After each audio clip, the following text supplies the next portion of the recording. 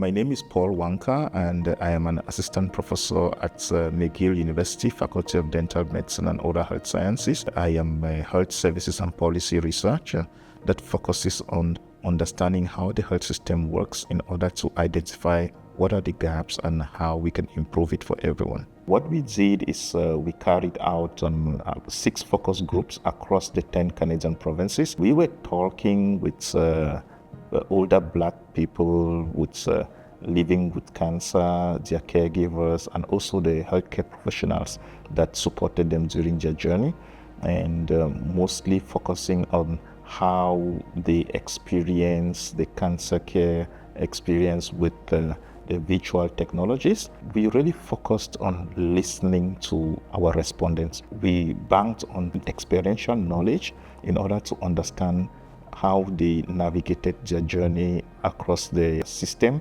and what they found difficult, what they found was working for them.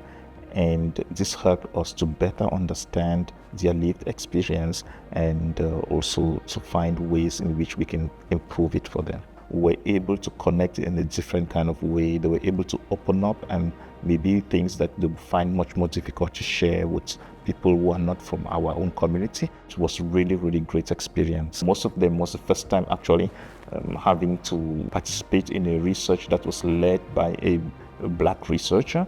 And for me too, it was really gratifying to be able to listen and also relate to their experiences and bring my own humble contribution. I'm really hopeful that when the patients, caregivers, and also the healthcare providers access resources, Canadian Cancer Society's website, that it would really facilitate and actually break down some of the barriers that they're facing.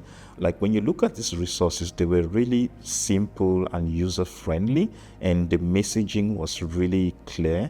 What I really liked was especially when you're thinking about the virtual care journey, there is the before, during, and after the virtual care encounter. So the resources actually gave some ideas about how to prepare for the virtual care encounter, testing your technology, making sure that you're having available internet. I think it's going to help people to be really prepared in order to have a very effective virtual encounter, and this is really going to improve the way they utilize the virtual care technologies.